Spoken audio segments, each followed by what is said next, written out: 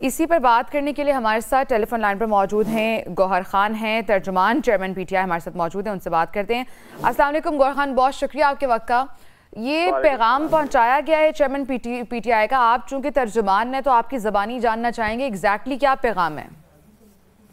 देखिए, तो कोई ख़ास पैगाम नहीं है। सदर साहब के साथ तो मुलाकात की और एक आईनी नुक्ता है और आईनी यही है कि इलेक्शन 90 डेज में होने थे और सदर साहब ने पहले एक लेटर लिखा था। लेटर में उन्होंने गुजारिश की थी कि 90 डेज में होने चाहिए पर वो डिस्क्रिशन एक्सरसाइज करने के लिए उन्होंने छोड़ दिया था इलेक्शन कमीशन पे।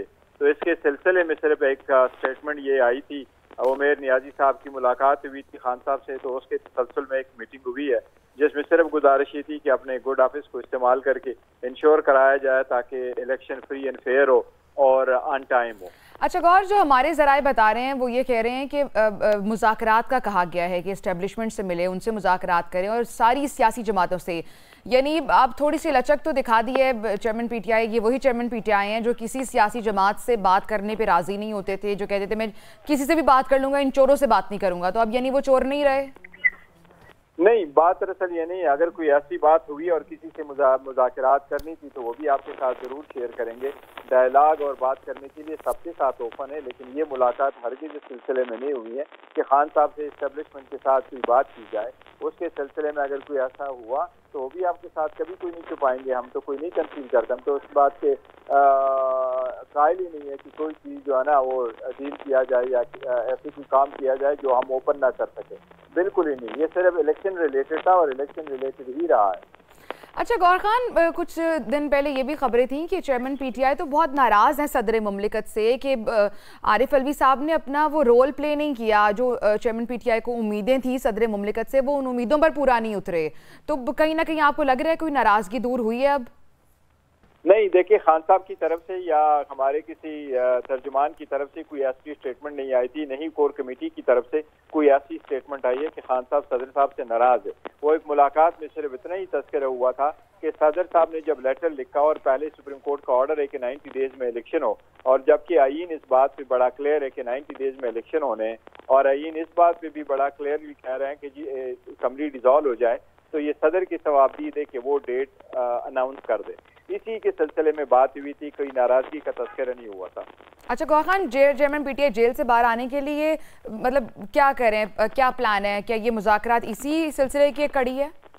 नहीं नहीं नहीं, जेल से आने के लिए कोई इस किस्म की कड़ी नहीं है, नहीं डीलों पे यकीन करते हैं हम। यही अगर होता तो पहले करते, ऐसे हरगिज नहीं है। हम तो कानूनी जंग लड़ रहे हैं, हाई कोर्ट में है, हाई कोर्ट से उम्मीद है जल्द से जल्द फैसले। हमारे सारे केसेस अभी तक पेंड है, किसी एक पे फैसला नहीं आया।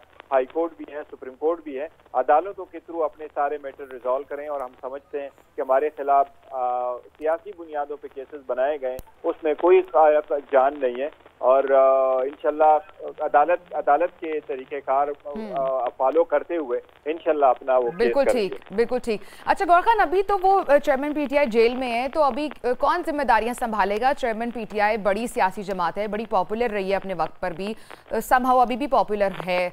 तो आपको क्या लग रहा है कि इतनी बड़ी जमात की कमान किसको देंगे चेयरमैन पीटीआई? किस पर उनको बहुत ज़्यादा ट्रस्ट है? अपनी अदम मौजूदगी में सारी जिम्मेदारियाँ कौन संभालने वाला है? नहीं, खान साहब अल्हम्दुलिल्लाह वो है और वो डील कर रहे हैं, वो डायरेक्शन दे रहे हैं और जेल में है। हमारी मीटिंग होती रहती है उनसे और वो जो इंस्ट्रक्शन देते हैं उनके मुताबिक चलते हैं। अलबत्ता उन्होंने अपने जेल जाने से पहले, जो कि हमें एक खदशा था कि शायद कोई ये लोग ऐसा स्टेप लेंगे, उससे पहले ही कमेटियां बना चुके थे और कोर कमेटी रेगुलरली 3 मीटिंग करती है हफ्ते में और इसमें लीडरशिप मौजूद रहती है। तो हम कंसेंसस के साथ सारे डिसीजन ले लेते हैं और पार्टी के सारे काम जो है वो अडॉप्ट करते हैं। तो गौर खान, शाह महमूद कुरैशी अब उनके बाद संभालेंगे बिकॉज वो वाइस चेयरमैन है?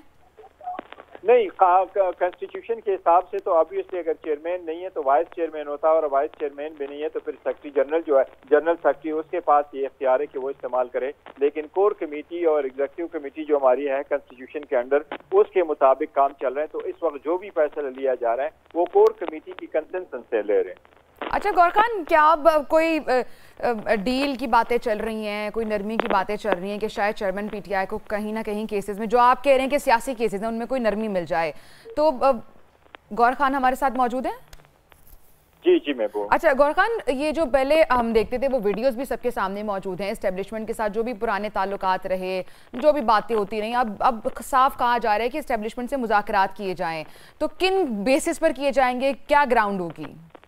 देखिए, जहाँ तक मुज़ाकरात की बात है ना, बात करने को तो सबके साथ हम कहते हैं रेडी है, तो उससे वो तो एक अलग बात है, लेकिन एस्टेब्लिशमेंट के साथ कोई इंडिविजुअल कोई अदरवाइज कोई बातचीत के कोई किसी ने जिक्र ही नहीं किया। सिर्फ वन पॉइंट एजेंडा है, वो ये कि अच्छा गौहर, आप चूंकि तर्जुमान हैं चेयरमैन, बिल्कुल आप पाकिस्तान तहरीक इंसाफ के तर्जुमान भी हैं, उनकी नुमाइंदगी भी करते हैं, जो आपके कारकुनान हैं जो अभी भी स्टिल जेल में है, गो के खतीजा शाह को आज बेल मिल चुकी है 2 केसेस में, उनके लिए पीटीआई क्या कर रही है? पीटीआई स्टिल ओन देम, और अगर ओन करती है तो उनको बाहर, वो अभी तक बहुत से लोग हैं जो अभी तक जेलें भुगत रहे हैं सिर्फ वो 9 मई के वाक़े के बाद।